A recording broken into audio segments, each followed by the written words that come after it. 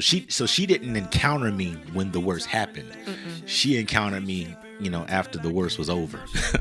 So my thing is, I think God had to break you down to build you back up. Yeah. But at the same time, I had to realize in my mind, hey, I'm going to carry this weight with him or get off this bus. Part of the reason why our relationship was held on hold for a little bit, because there was a space where we just stopped progressing. My thing is, y'all don't understand how many times.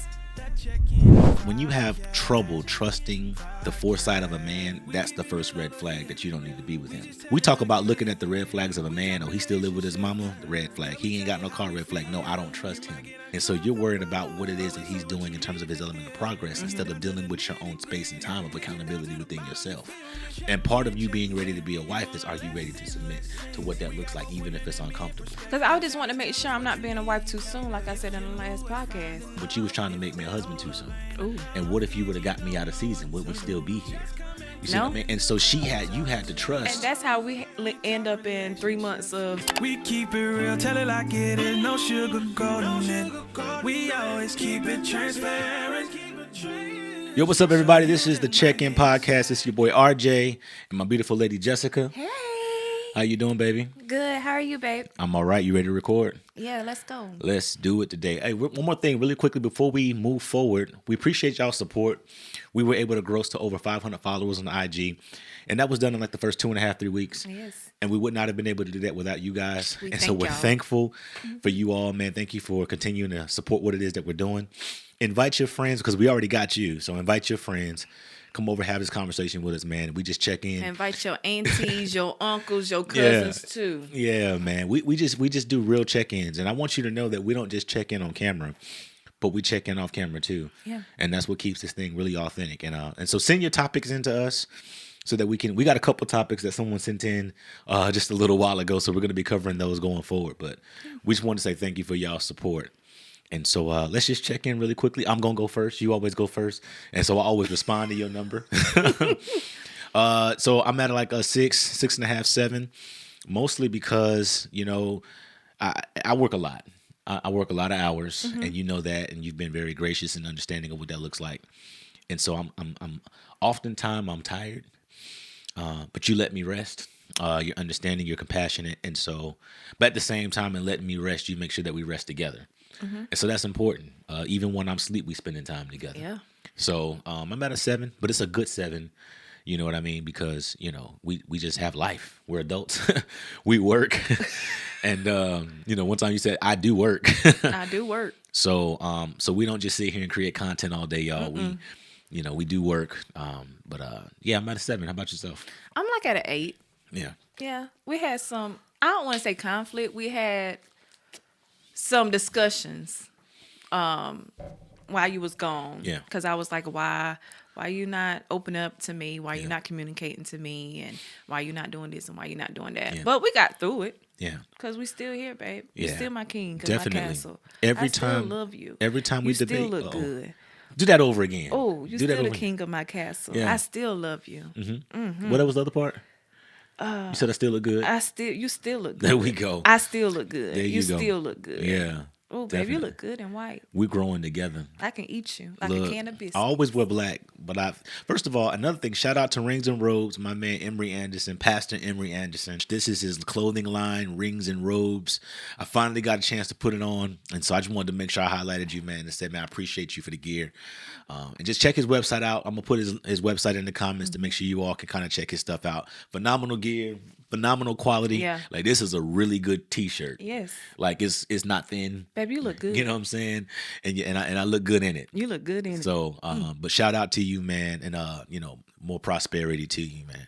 So, what are we getting into today? We're getting into the topic today. She's never. I'm ready. sorry.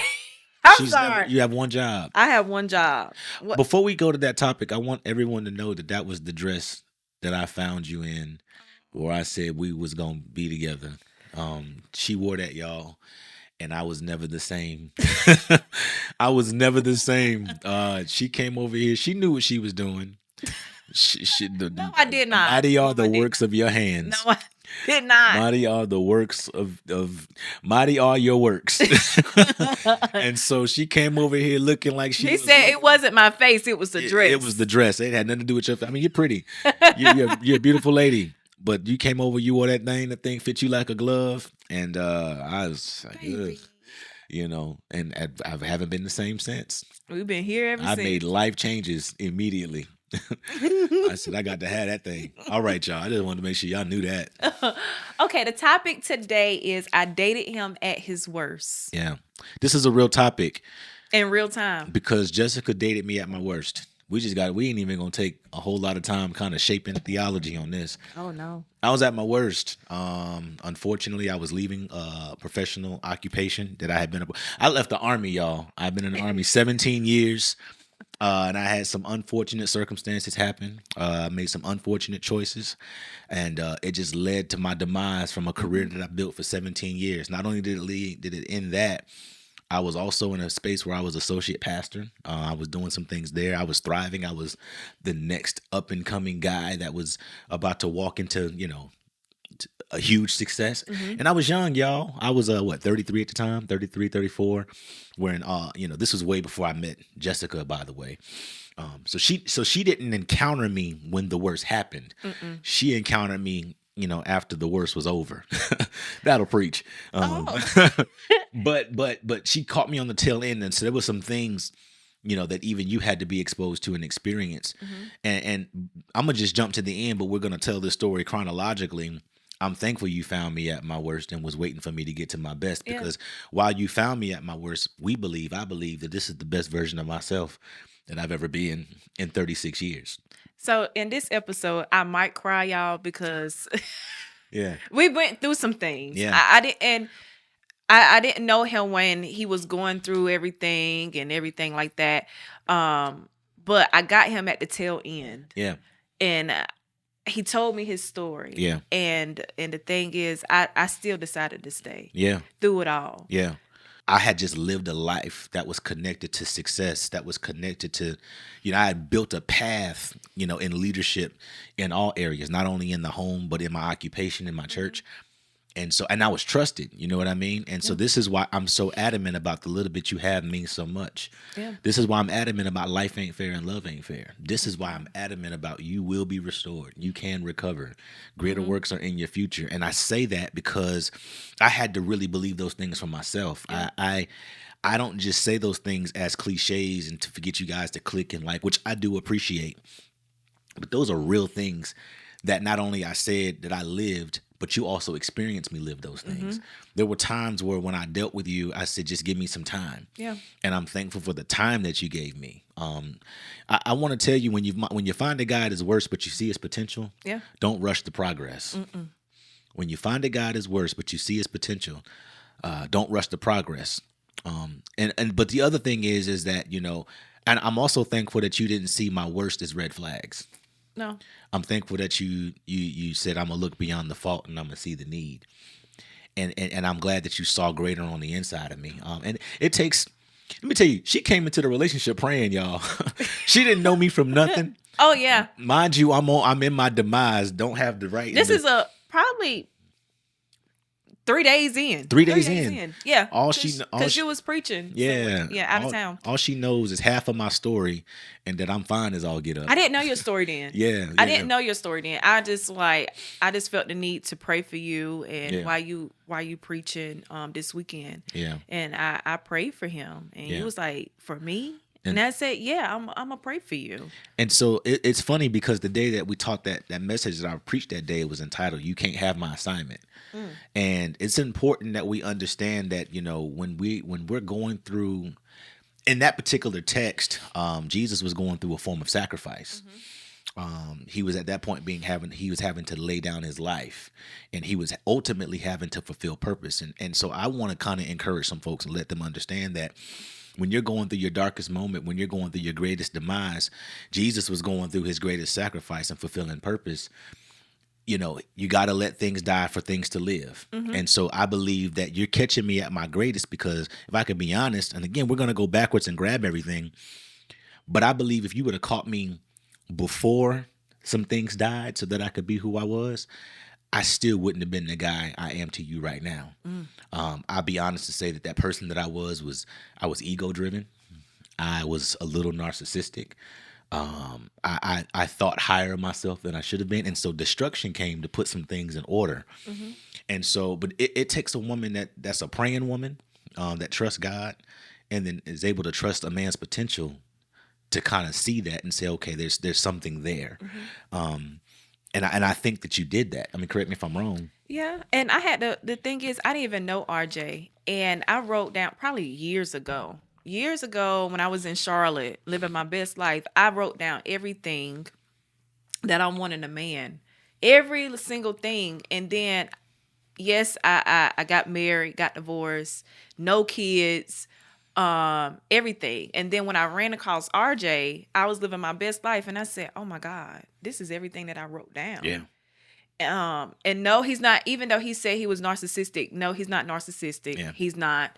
I believe God had to put him in that mess to eradicate that stuff, to pull him out, to say, hey, you not this, get yourself together, get right, because I'm still God, and you not the king, I'm the king. So my thing is, I think God had to break you down to build you back up. But at the same time, I had to realize in my mind, hey, I'm going to carry this weight with him or get off this bus. I had to realize that early into the relationship when he told me his story. Am I going to be here for him or I'm going to get off? And I decided, I said, he's everything that I wrote down. So why can I give him a chance? Because nobody told me his story. I heard this from the horse's mouth. And nobody else, I didn't allow nobody to tell me what they said, what they heard about RJ. No, so my thing is, he had proven himself. He's not a narcissistic person. You're a king of my castle, and the thing is, you're not those things that you were, baby. Yeah, definitely. I want to free somebody here. You can only be a representative for so long, which is why I told you my story up front. Because the truth of the matter is, she walked into my possessions and was like, he got it, not realizing how broken I was, not realizing I was literally days away, weeks away from having the biggest change of my life. Something I've known for over 15 years is about to be removed. And this is the thing, I was under the biggest pressure of my life. But what I'm thankful for is I didn't walk around looking like what I was going through. It took time for me to say, okay, this is really what's going on. And I'm thankful. And I think it was the transparency of what I was able to deliver. I believe that was a thing that allowed us to go through it. I think it was some challenges and some hurdles. It was a lot of challenges. But transparency made it easier. Because, I think you would have tried to figure out, okay, what is this really attached to if you didn't understand what that looks like? I was the guy that she chose to date out of my potential. It had nothing to do with where I was in the real time and in the moment, because even though you saw certain things, the representative had to be pulled quickly because I needed you to be able to make it. I don't think I ever got your representative, to be honest with you. And I'm sorry that I'm tearing up and crying about to cry, because my thing is, y'all don't understand how many times I had to see him cry. I see him frustrated. I see him want to give up on life. And a lot of people thought that RJ, a lot of people was talking down on him. And I had to be the one to help build him back up. Yeah, that's true. So I'm sorry that I'm crying. I'm sorry. You saw people ask and not realize I had nothing to give. I have nothing. And I still gave it. Yeah. So I'm sorry that I'm crying. But the thing is, the man that you are today, oh my God. Yeah. And the thing is, he loved God. That's one thing that drove me to him. I was like, oh my God, he really does love God. He just don't say, I preach and everything like that. No, he really loves God. And I never forget, and I'm going to tell this story. I never forget, we went to Ruth Chris. I think this is probably before you even got things back. I was still struggling. You still struggling. I was still in a low place. Still trying to do it. And the thing is, we just came from Ruth Chris, and And I think we had an argument or something like that. You was like, babe, I want to take you out. Didn't have a job, y'all. Didn't have a job. I want to take you out. Yeah. I want you to put on your best outfit. I'm gonna go get something. You put on your best outfit, and I never forget. We really didn't say nothing at dinner because I think we just had a little spat. Yeah. Didn't really say anything at dinner. On the way back, he just started praying. Yeah.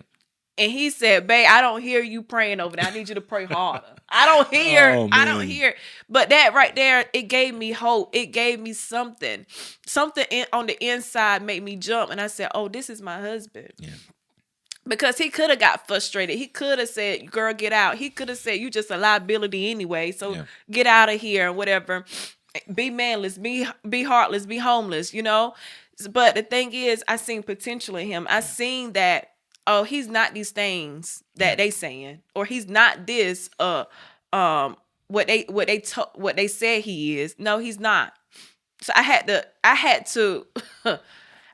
to say to myself that I'm gonna stay on this bus. This one right here belongs to me. So dating a guy at his worst is not all bad if you see he is at least trying.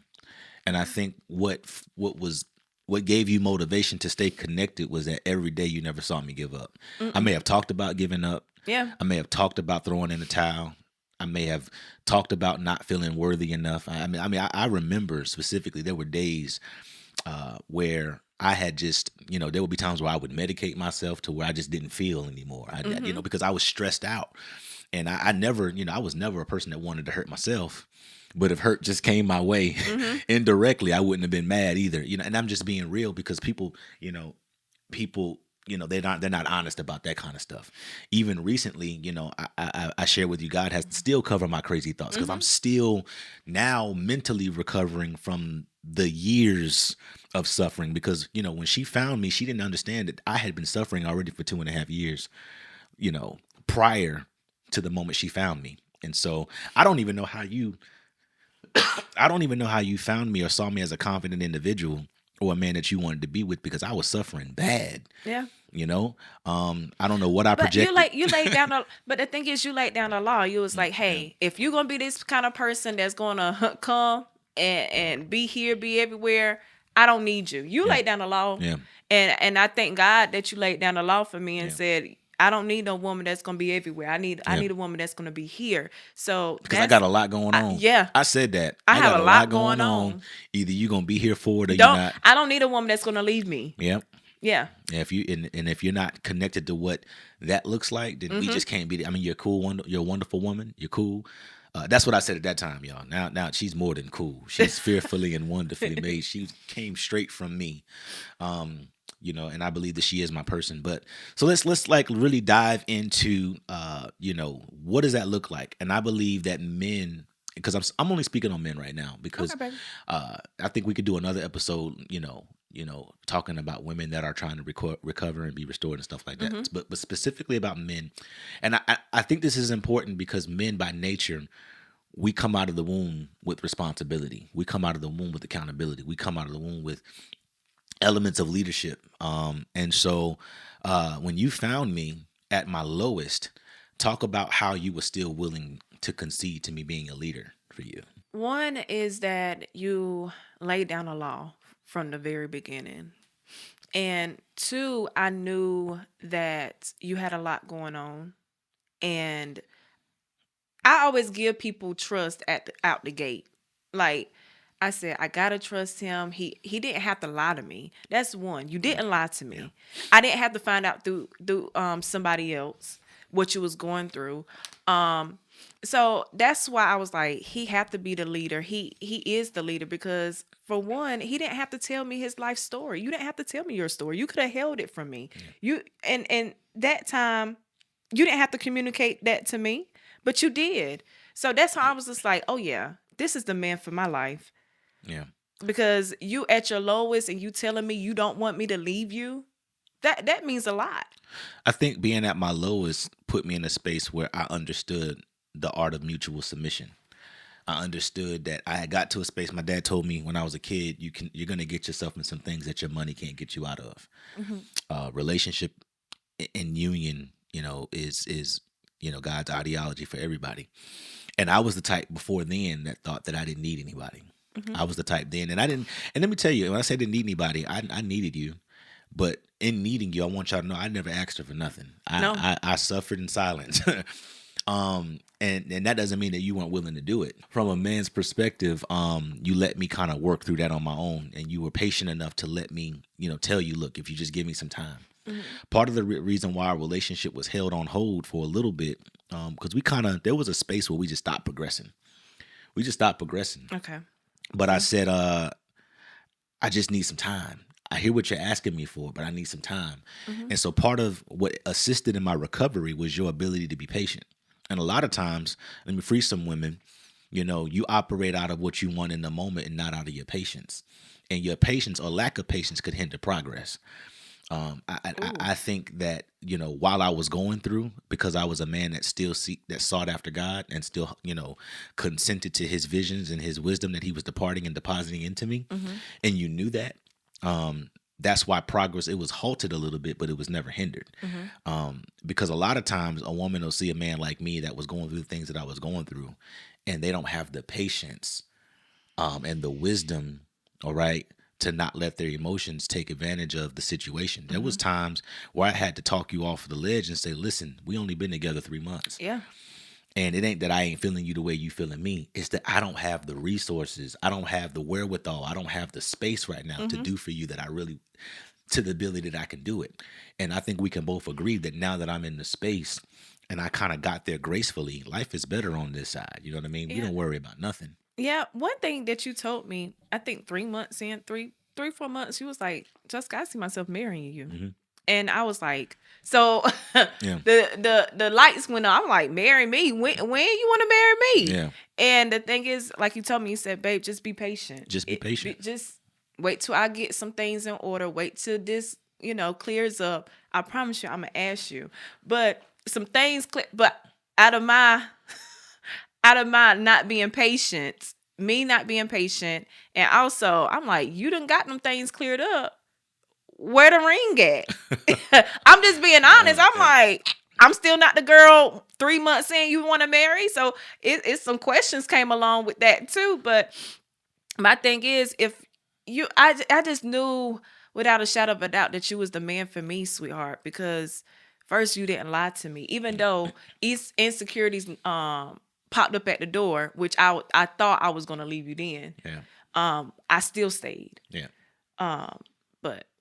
Well, so you dated me at my potential. You allowed potential and patience to have a conversation. I told you just to be patient and let me work some things out. And in doing that, what you have to understand and what women have to understand is that potential goes wrong when you rush a man's progress. And you never rushed it. You start wanting things too soon, and you're like, you start venting to your homegirls, and you're like, he's still whatever. Well, first of all, you knew that before you got with him. And so one thing you'll never be able to say is that when we were in relationship, that there were certain things you didn't know about me. You knew exactly what it was up front. Mm-hmm.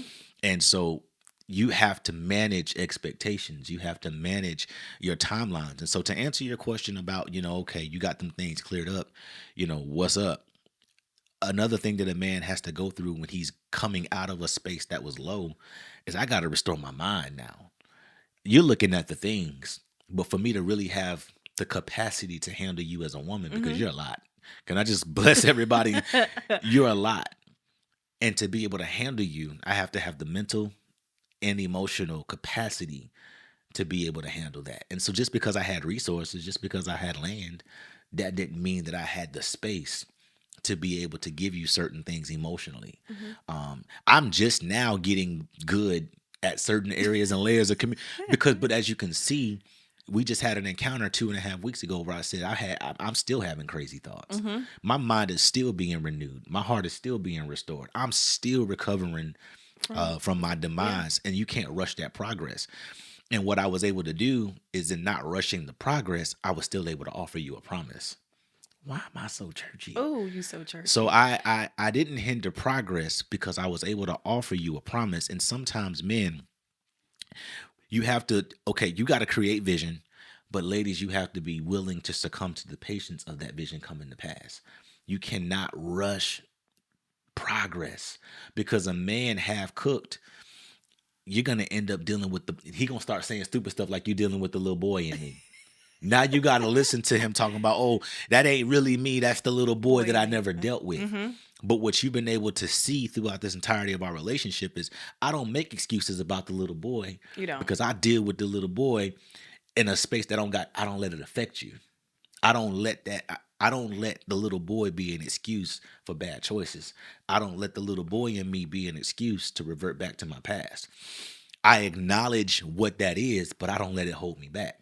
But had you rushed my progress, then I would get in situations and circumstances with you, and now I can make excuses. And I think like in the last podcast that we did, I think I became a hindrance for you because I was trying to solve problems that you even need me to solve. Yeah.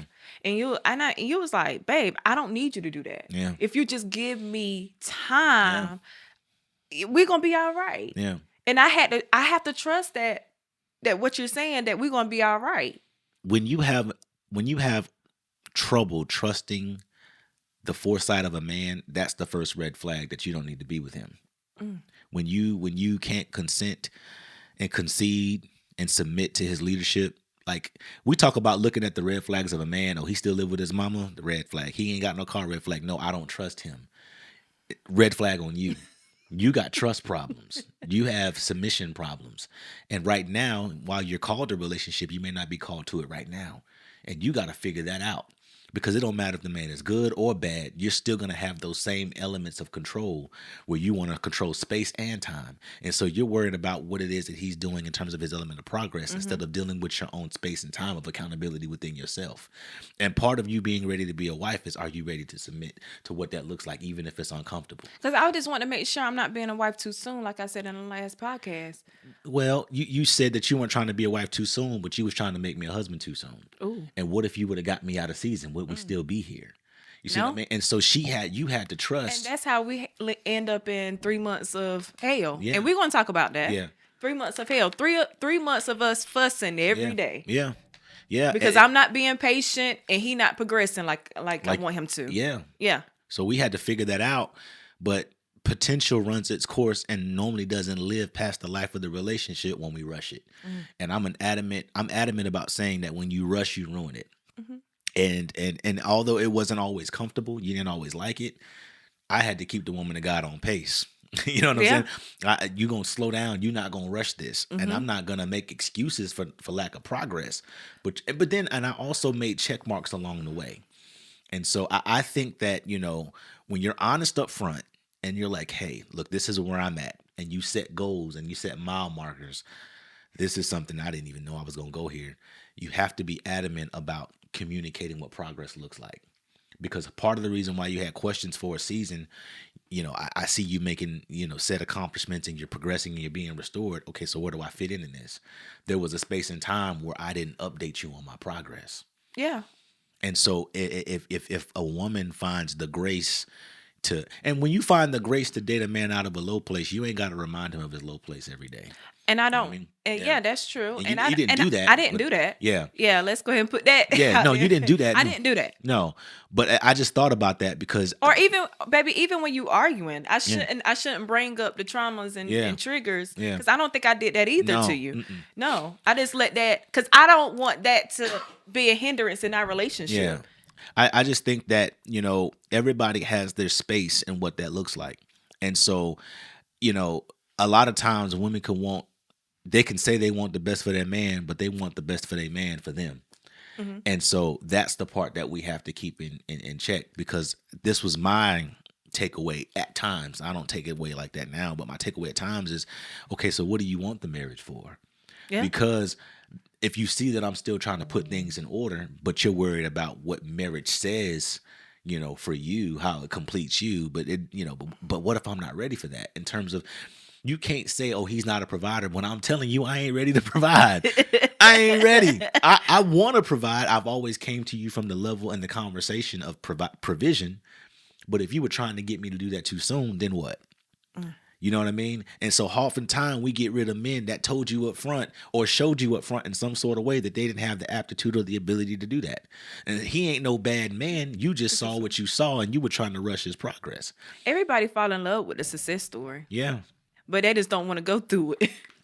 Yeah, there's going to be a story behind this. And again, you didn't go with me, through the progress of failure, but you still saw what failure looked like. Yeah. I had failure all over my face. Once she really got behind the veil and said, okay, let me get past, because I still had, I was a failure to a certain degree, but I still had nice stuff. That's good. I didn't look like what I was really going through until you was able to pull back the layers of the heart. And so then that's when you were like, oh man, this dude got damage on top of damage. this dude is toe up from the floor. He toe up, and so that put a different demand on you as the person in my life. But I do think that you're a great example of, even though you weren't always the most patient, you weren't, you wanted what you wanted, and I can understand that. A woman that's out looking to date and a man that saw you in that dress and said, I got to have you too.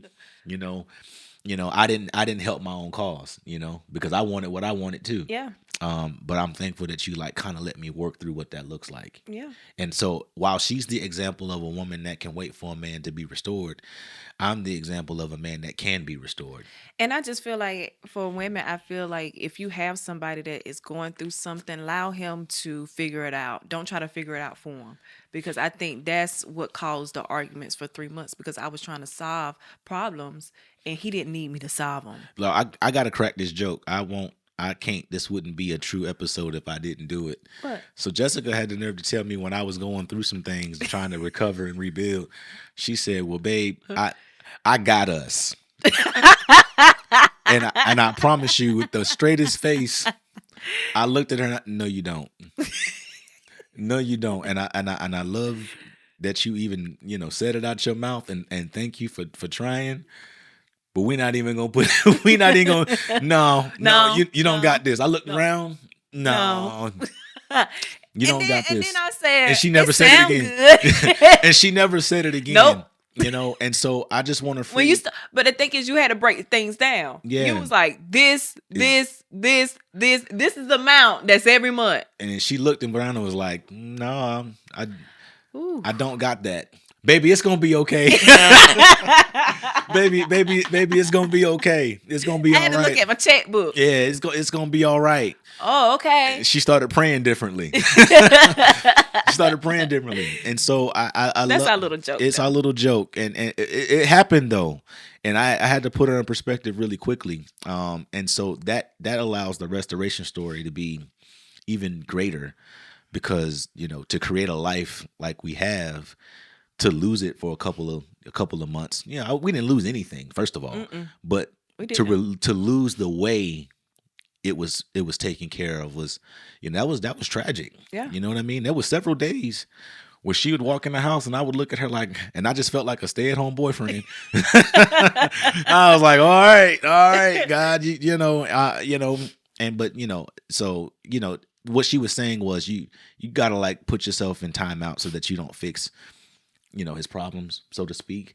And I think you felt comfortable in not having to fix my problems because I never made my problems your responsibility. But one thing you did do, babe, that really did something to me.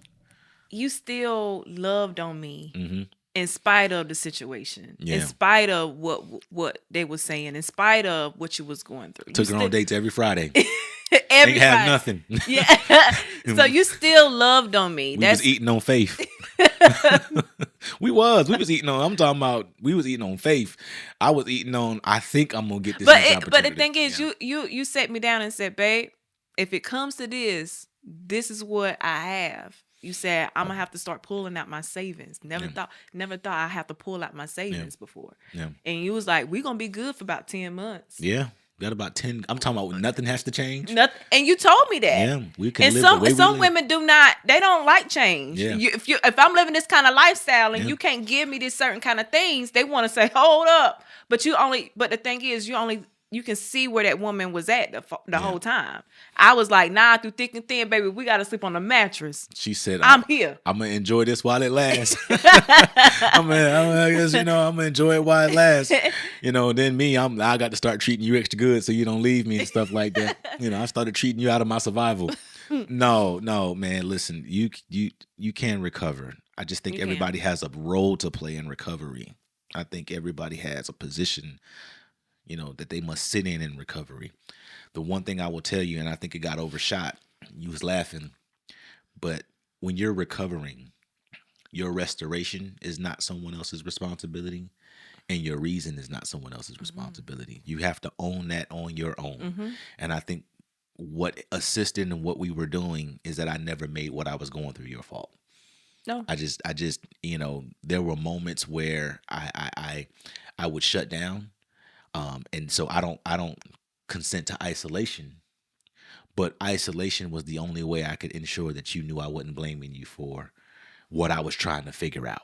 You know what I mean? But you know how many times I had to go in the prayer room, babe? Yeah. How many times? Whew. I had to cry. Yeah. So many days. I'm like, he'll leave home, he'll be at the gym, and I'd be in the prayer room, just praying, just asking God to show you the way. Yeah. Yeah. So do you obviously I would say that I'm going to answer this for you, say you don't, but what would you suggest to women that date men out of their potential? Because I'm the guy that you dated out. I don't condone women dating men out of their potential, but I have to have empathy for it because I was the potential that you consented to. So what was your approach to that, and what would you recommend for women dating a guy like myself? My thing is, and I told your mom and dad this, I seen the potential. I seen that. And they set us down and was like, why you want Robert and why you want Jessica? Because he ain't worth 2 cents. Robert. That's what, we got to keep it real. Yeah. What? He ain't worth 2 cents. Why you want him?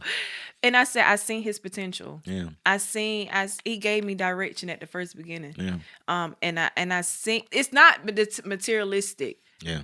I didn't care for that, because if they would have took away the house, if they would have took away the car, hey, I got a car. Yeah. I would have got my apartment back. Yeah. I would have did some things to make sure we was good. Yeah. Even if you ain't have $1 in your pocket, babe, we gonna have a pizza. Yeah. The thing is, we gonna get back on this grind. We just have to figure out. I might not could take care of this, but I could take care of that. My thing is, we gonna figure it out. And the thing is, the people that talk down, or the people that say you won't amount to nothing, guess what? You are gonna amount to something. Yeah. And guess what? I'm gonna make sure that you're gonna amount to it. Yep. The devil is a lie. I had to cancel that devil several times. I had to say to him, the devil is a lie. But the thing is, to answer your question, you have to figure that out. Should I stay with him, or should I go? Am I going to be a hindrance, or am I going to add to him? You have to figure that out. Am I a liability, or I'm an asset? You have to figure that whole thing out. What I'm going to be to him. Yeah, I was just sitting here thinking, you have to. I think as a woman, I'm not a woman, but I'm just going off of what my experiences were with you. I think it's important to just give a man his space. I think you have to give a man his space, and whether he's at his lowest or not, I think it all goes back to letting that man actively pursue you, because what he'll pursue is what he's willing to do his best to maintain. I think, while I was going through what I was going through, I was intentional about pursuing you. I was intentional about making time. I was intentional about earning your trust and your confidence. And just telling you the truth up front, while it was hard, it gave you confidence that, okay, because he told me this, obviously he's working on a solution. I was never in a space where, I didn't try to deceive you about nothing. And so, men, if you're trying to recover and if you're trying to earn your woman's confidence back, I was trying to earn confidence with you that I never lost with you. You see what I'm saying? Yeah. I was trying to figure that out, because I never wanted you to feel lack. And that was one of the things I always said from the beginning. I never want you to feel lack. Food and finances is not, we're going to argue. Yeah, we're not going to argue about that. You said that from the very beginning. And so you just have to, I think you just got to be real from the beginning. And you have to ask yourself, am I his purpose? Is he my purpose in life? Yeah. You have to ask yourself that. That's a real question that you have to ask yourself. And I think that, when you ask that question, you have to ask it from a sincere place. Mm-hmm. Because I think when people ask that question to themselves, they don't understand the time and space in which they ask it. A lot of times, and this is just my experience, people ask, am I his purpose or am I her purpose? From what does it do for me right now? Does it fulfill me right now? Mm-hmm. But am I his purpose in this future? And so, and the reason why I said just give me some time is because I saw the future before what I was going through at the time in the moment. And I think, and I don't hold this against you or anybody who's like this, but I do think there was a part of you at that time that was connected to what was going on right there in the moment. Mm-hmm. Are we going to be an item? Are we going to be together? We need to figure it, whatever. It was all those things, but it was my willingness to say, just be patient. I saw the future. Yeah. The easiest thing for me to do then was to walk away. The hardest thing for me to do was just stay and see how this is going to work out. You stayed because I never gave up. Oh, and that's just what it is. You saw the fighter in me. You saw the hurt me, but you saw the fighter. And so dating a guy at his worst, just continue to push him to fight. Push him not to quit. Ensure that you're his purpose and his future. Mm-hmm. Ensure you're his now and his forever. Love him and affirm him. Touch him and affirm him at the same time. At the same time. Because that goes a long way. And don't talk down on him. Speak life into him. Yeah. Yeah. That's important. That's important. Y'all, I told a little bit of my story. This is the check-in. We tell the real truth, the whole truth, and nothing but the truth. So help me, Rob. That's what we do. And so as the episodes progress, we're gonna give you more access to like real time stories and what we've had to deal with. But I like to say it this way: if I was at Anderson Creek, I'd say I am the evidence. Oh, I know eyes have not seen and ears have not heard. But my life is the evidence that you can be restored, that you can recover, that you can be healed. Baby, I can't believe I cried on this episode. Oh yeah, we zooming in on that. Oh yeah, we zooming. Now that's gonna be one of the clip arts. They're gonna like, what was they talking about? Woman of God was crying. Yeah, that's gonna be. Oh yeah. It's getting real, real life, real problems, real time. I love you, baby. And real recovery. You got to add that to the bottom. Oh, real recovery. Yes. Thank you again for tuning into the check-in. Don't forget to hit that like button, share button, invite friends, push notifications, all that good stuff. Got good content coming ahead. Send your questions in to us. I'm a little sick, y'all, but we're still trying to record and figure this thing out. As you saw in the last episode, I didn't take out none of the coughs. You didn't, because I want people to know this is not real. We don't edit. We don't edit this down in a way where we filter it down. We may get the shorts and stuff like that, but this is a real conversation. And so we want you to get things in real time. I'm going to get out of here. You going to get out of here, babe? Yeah, baby. All right. Tune in to us next time. My man look good. But bye, y'all. We'll see you guys next time. You guys take care. All right?